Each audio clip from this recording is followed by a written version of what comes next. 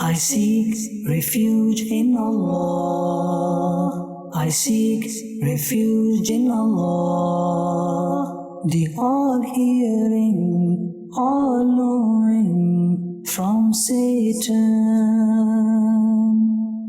Alhamdulillahi Rabbil Alameen, as-salatu was-salamu ala Sayyidil Mursaleen. Amma ba'd, fa'udhu billahi minash shaitanir rajim, bismillahir rahmanir rahim. As-salatu was-salamu alayka ya Rasulallah, wa ala alika wa ashabika ya Habiballah. As-salatu was-salamu alayka ya Nabi Allah, wa ala alika wa ashabika ya Nur Allah. My dear Islam brothers and viewers of Madani Channel, welcome to another silsila of reality of shaitan. And today, the interesting topic which we got for you is shaitan at the time of death.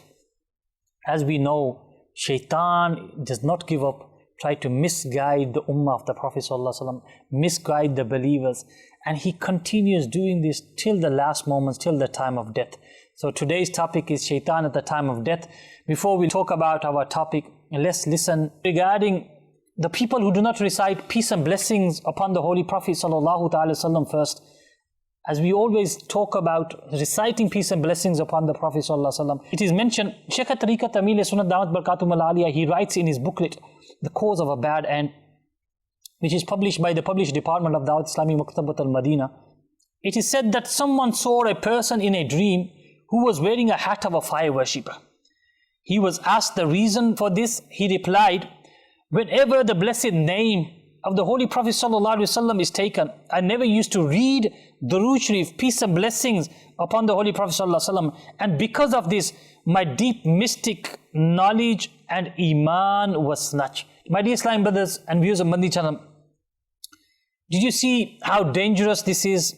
The evil effects of committing sin. It can rob a person of his Iman at the time of death. We need to understand the crucial issue that even though seeing a bad dream or a person in a bad state in a dream is certainly a cause of concern. However, a dream of a non-prophet is not a source of proof. Based on the fact that a dream, one cannot consider a Muslim a disbeliever, even if he sees a person in a dream informing us that he has lost his Iman, his faith, we cannot consider him as a kafir. Sayyidina Sadr al-Sharia Badr al-Tariqa Allama Mufti Amjad Ali Azmi Ali Rahmah stated, it is for a person to recite Durood once in his lifetime, and in a congregation, in a gathering, it is wajib to recite Durood, peace and blessings upon the Holy Prophet ﷺ, whether he says the blessed name himself or hears it from someone else. If someone hears the blessed name of Rasulullah ﷺ 100 times, he must recite Durood each time. And if someone hears the blessed name of the beloved Prophet ﷺ and does not recite Durood, he could do so later on. My dear Islam brothers, we should always try to make it a habit of us. Whenever we hear the blessed name of the beloved Prophet ﷺ, get into the habit of reciting peace and blessings, salutations, durood upon the best of mankind, the Holy Prophet ﷺ. Sallu ala al-Habib sallallahu ta'ala ala Muhammad sallallahu ta'ala wasallam. My dear Islam brothers and viewers of Madani Channel, so today our topic, shaitan at the time of death. As we know, Iblis, the curse, all our lives, from the time we are born, we come onto the earth, Iblis, shaitan, the devil is trying to misguide us till the time, the last moments when we leave the world. In our youth, Iblis is trying to misguide us through actions of enjoying life. You got a lot of time, involves us enjoying our lives. And as we get married, Iblis involves us in earning or making our lives better, or settling down with the excuses of settling down or earning a sustenance, or involves us in trying to fulfill our rights of our partners, of our children. And when we get older, Iblis is involved at that time, is trying to make us lazy because our weaknesses, our bad health, and tries to keep us away from doing virtuous deeds. And even to the extent, the last moments of our lives, when we are about to leave the world, till the last breath, Iblis, at that time, he's tried to take our iman away from us. He's tried to snatch our iman away from us. And throughout our lives, he's looking for these opportunities. He's looking for ways to lead us astray, to lead us away from this beautiful deen, and to lead us out of the state of Islam. My dear Islam brothers, many stories, many incidents have been mentioned which we can listen to and learn regarding the tricks of shaitan, learn how Iblis is trying to destroy the iman, especially towards the end of our time, towards that time before we leave the world. It's mentioned regarding in the nation of Bani Israel, there was a extremely pious man. He was a worshipper. He was known to be a great pious man. In that area, there were 3 brothers. They were about to go onto a journey. They were about to leave on a journey. When these 3 brothers, they had a younger sister, they thought that we can't take our sister to this journey with us. Let's leave her with someone pious. They approached this Abid, they approached this worshipper, and they requested him that look after our sister as we are going on this journey, and when we will return, we will take her back. This Abid, he because of the fear of committing sin, because of the fear, he didn't want to involve himself away from the worship of Allah subhanahu wa ta'ala. He refused. He refused many times. They continued requesting him that, Hazur, you are a pious person. If you look after her, she will be protected. She will be safe. Eventually, he agreed to look after her with the condition that she is kept by a nearby house, or not in the same house which he is living. The 3 brothers, they left their younger sister with this Abid in a nearby house. Now what this Abid will do, every day he will place some food outside his doorstep, and this young girl, she would come and she will take the food and she will go to her house and eat. So this continued. One day, Iblis, the accursed shaitan, he came to the Abid and he whispered into the heart of this Abid. He said, why are you letting that girl come and collect the food from your doorstep? Why don't you leave at her doorstep? Because someone could look at her in the wrong way. Someone could cause her harm. So instead of her coming to your doorstep, why don't you take the food and place it outside her doorstep? So the Abid, with the intention of doing good, with the intention of reward, falling with the into this trick of shaitan, instead of leaving the food outside his doorstep, he started to leave it outside the doorstep of that young girl. A few days passed. Iblis again, the accursed shaitan, came to that Abid again. He said to him, she's alone. There's no one with her. She has no one to speak to. Why don't you take the food inside, and why don't you just sit with her and make her feel happy, take away her loneliness, that she might feel afraid. And in this way, shaitan whispered to that Abid. And he also said that you are a pious man. She will sit in your company and she will benefit. So like this, these whispers of shaitan to that Abid, to that worshipper, he started to take the food in and he started to sit with her. Voice of this young girl affected that Abid. That Abid who was trying to keep himself protected from this young girl, safe from this young girl. And today he was caught in the traps of shaitan, that he entered into that house and he started to sit with her, and like this he felt into the traps of shaitan, involved in fornication, involved in sin. So this Abid, he committed this crime, he committed this sin. This girl, she was even left with a child. Now Iblis, the accursed shaitan, he came to this man. He said, what would the brothers of this young woman say when they will come back and they will find out that she is left with a child?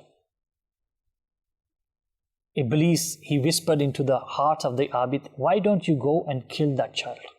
Take the life of this child. Like this, the brothers will not know.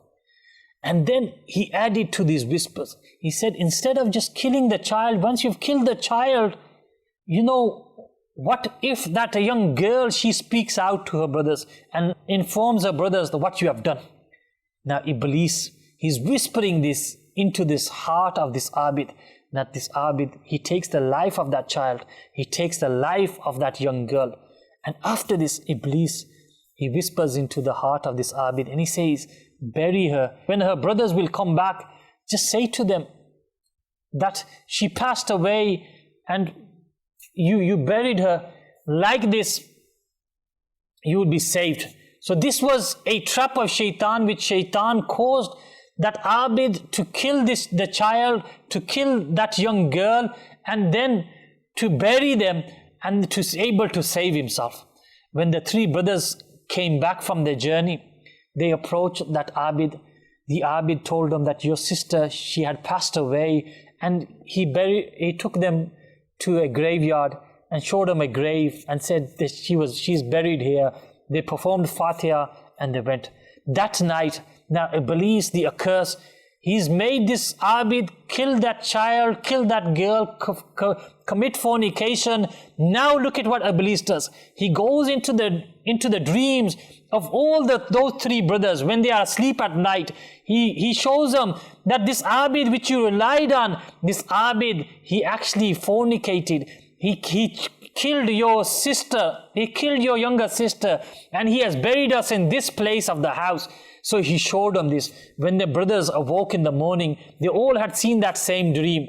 They went, they dug up that place, they found the body of their sister, they dragged that Abid out of his place of worship, and he was dragged like this, and he was decided that he was to be hanged.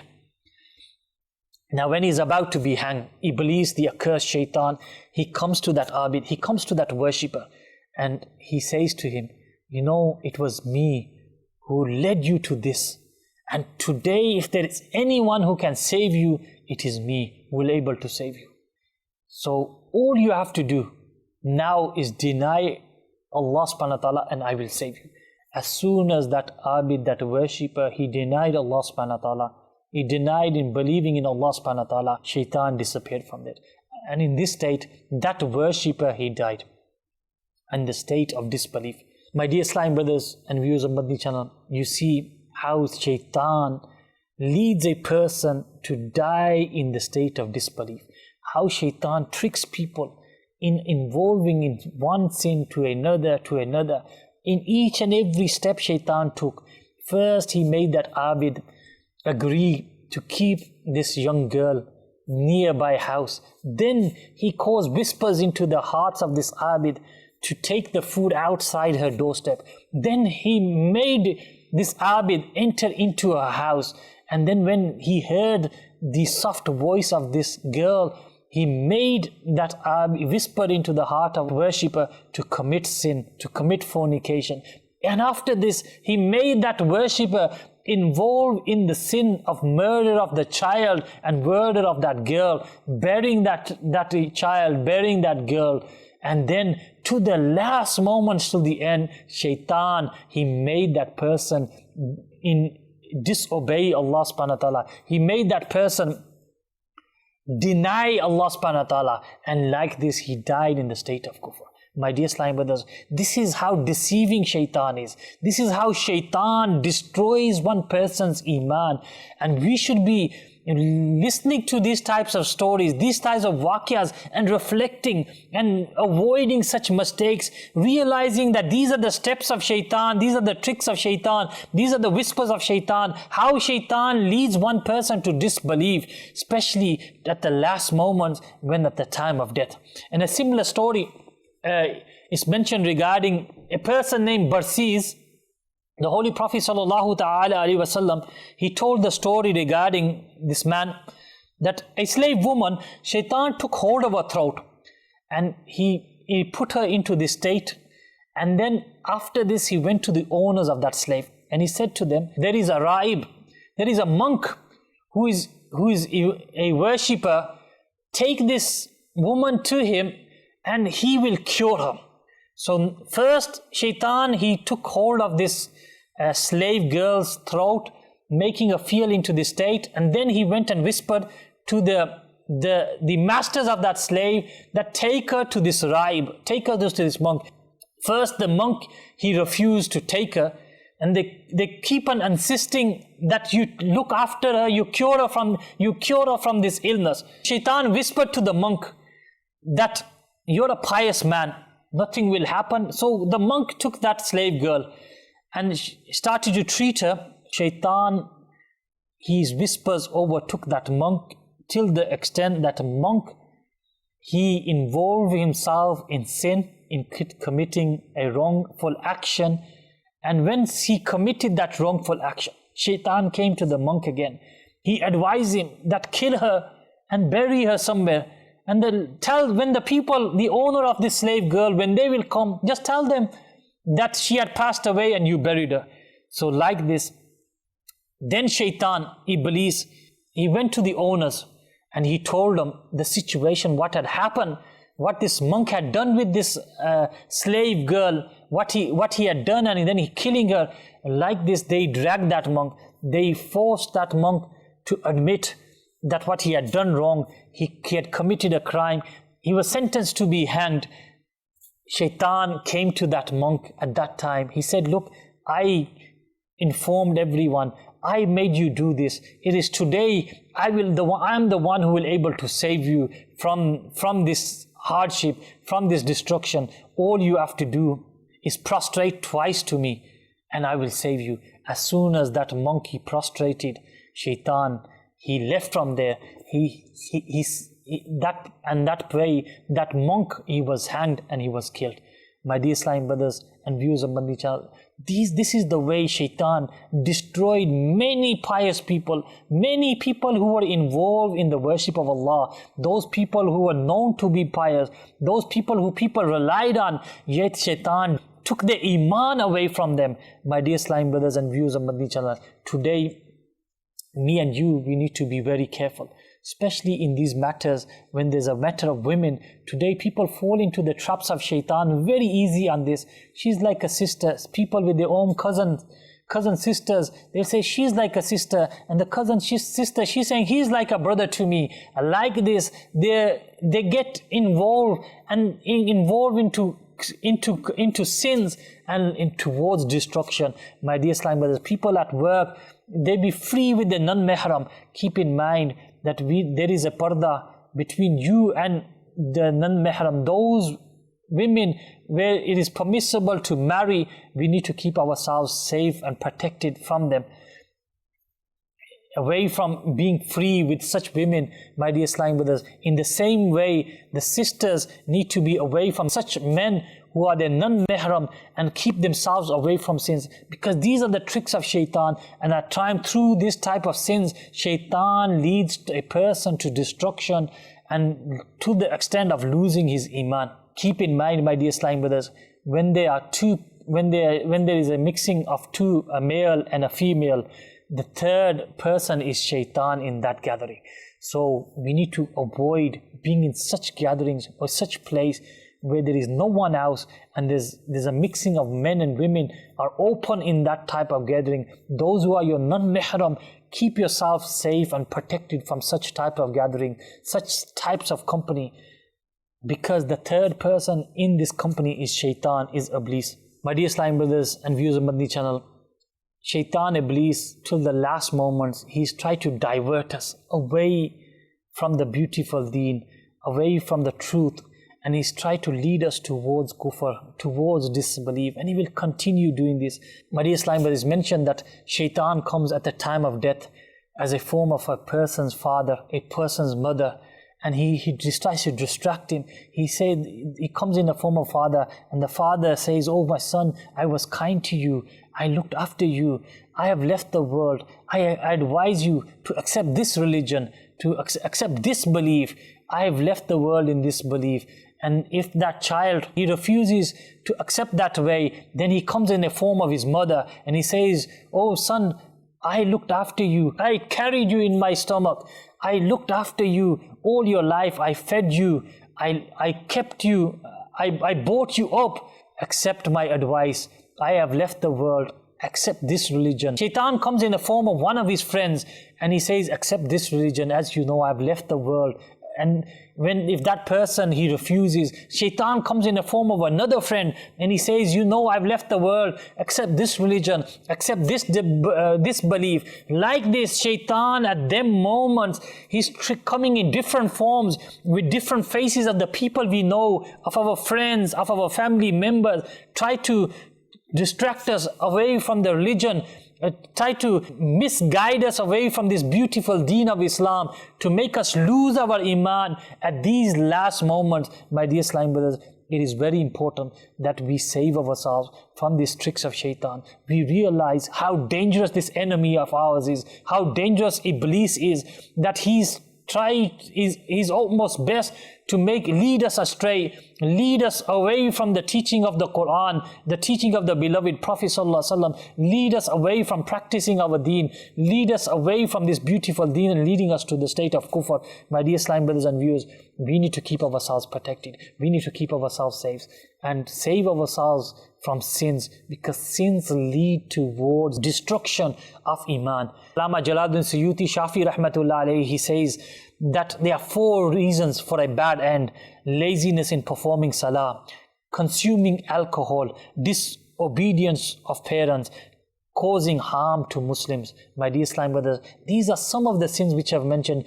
Other scholars have mentioned other sins which lead a person to the state of a bad end. We need to keep ourselves away from all types of sins, and inshallah, once we will keep ourselves away from sins, we will be able to protect our iman. Always ask Allah subhanahu wa ta'ala for the protection of our iman. Continue making this dua. May Allah subhanahu wa ta'ala keep us protected, save us from the tricks of shaitan, protect our iman, and give us all death in the state of iman, in the blessed land of Madinatul Munawwara, and may our burial be in Jannatul Baqi. May Allah subhanahu wa ta'ala give us the ability to keep ourselves safe from the tricks of shaitan and save us from the bad end. Ameen bijahin nabil ameen sallallahu alaihi wasallam. Sallu ala al-habib sallallahu alaihi wasallam. I seek refuge in Allah. I seek refuge in Allah, the all-hearing, all-knowing, from Satan.